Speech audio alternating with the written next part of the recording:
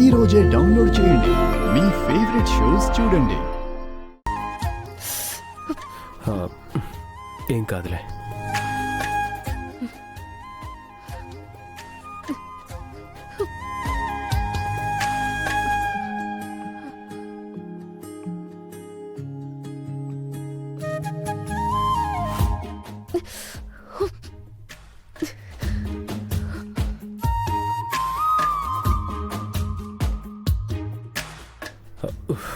కంట్లో పడుతుంది, కదలకు.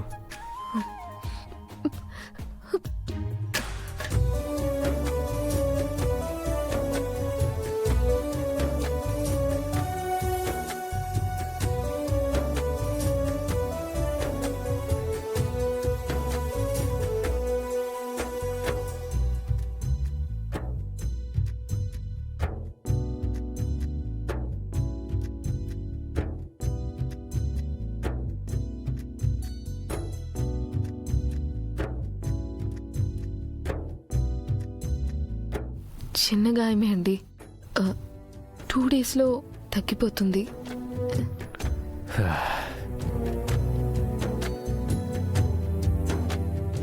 చిత్ర నీకు తగలాలనే అలా చేసిందని నీకు తెలుసు కదా బాగి.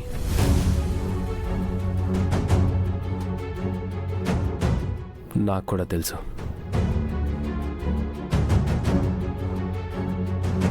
కానీ తన ఆలోచన లేకుండా చేసిన పనికి నువ్వు ఆవేశపడలేదు చూడు.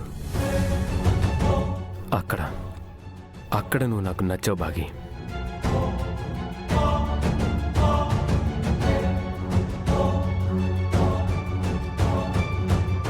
నువ్వక్కడ చిత్రాన్ని ఏమన్నా, ఎంత అరిచినా కూడా నిన్నెవ్వరూ తప్పు పట్టేవారు కాదు. అయినా కూడా నువ్వు మౌనంగా ఎందుకున్నావు బాగి? నీ కోపాన్ని ఎందుకు బయటపెట్టలేదు? ఎందుకంటే ఇప్పుడు చిత్ర కూడా ఈ ఇంటి కోడలే కదండి.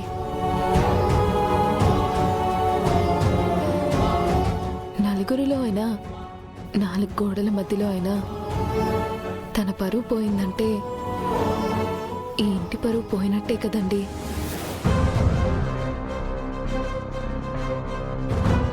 అత్తయ్య మావయ్య ఉండగా నేను మాట్లాడి వాళ్ళ పెద్దరికం తగ్గించలేనండి. ఆ పని నేను ఎప్పటికీ చేయలేను.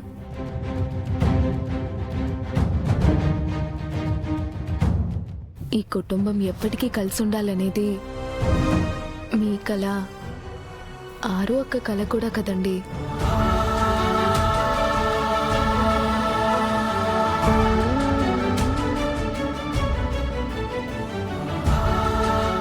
దాన్ని నేను జరిగినిస్తానా చెప్పండి?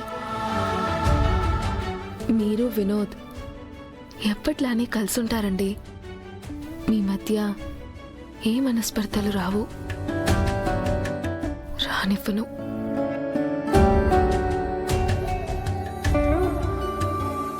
కానీ బాగి, తెలుసండి, చిత్ర ఇక్కడితో ఆగదని తెలుసు. తను చేసే ఆగడాలు పెరుగుతాయని కూడా తెలుసు. ఇప్పుడు మనం చేయాల్సింది చిత్ర తప్పప్పులు ఎత్తి చూపించడం కాదండి, సరిచేయడం.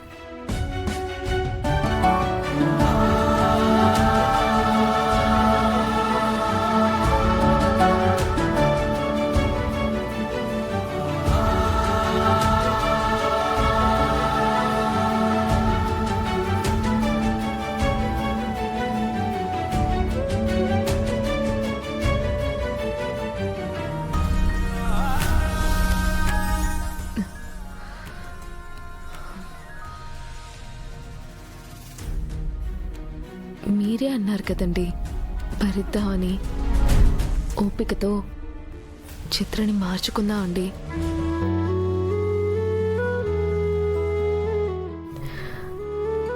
మన వినోద్కి తను ప్రేమించిన చిత్రనిద్దాం.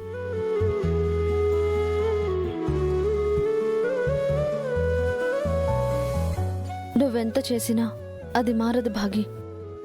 ఎందుకంటే చిత్ర, మనోహరి మనుషులు కాదు, రాక్షసులు. నిన్ను ఎలా టార్చర్ పెట్టి ఇంట్లో నుంచి పంపించేయాలని వాళ్ళు ఆలోచిస్తుంటే వాళ్ళని మంచి వాళ్ళుగా ఎలా మార్చాలా అని నువ్వు ఆలోచిస్తున్నావు. నీ మంచితనం వాళ్ళ క్రూరత్వం ముందు ఓడిపోకూడదని దేవుణ్ణి నేను కోరుకుంటున్నాను.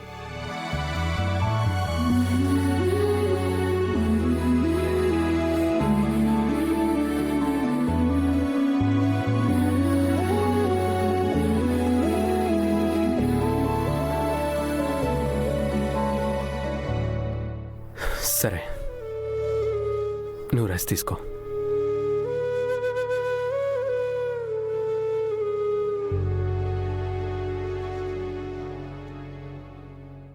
ఏమండి,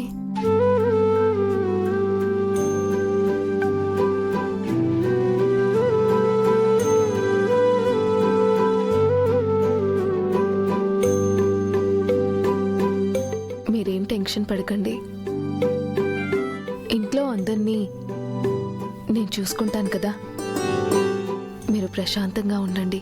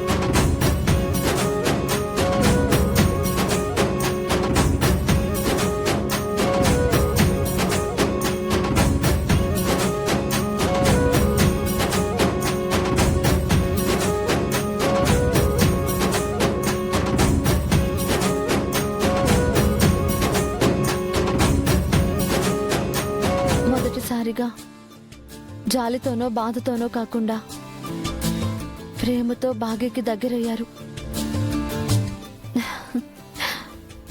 థ్యాంక్స్ దేవుడా.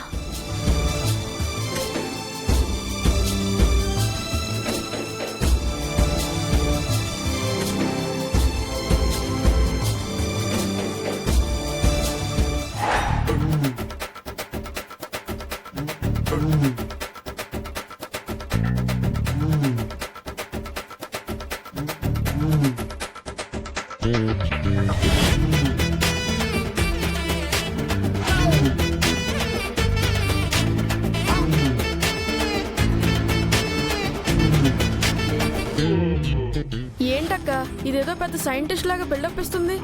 అదే నాకు కూడా అర్థం కావట్లేదురా. ఏం చేస్తుంది ఇది?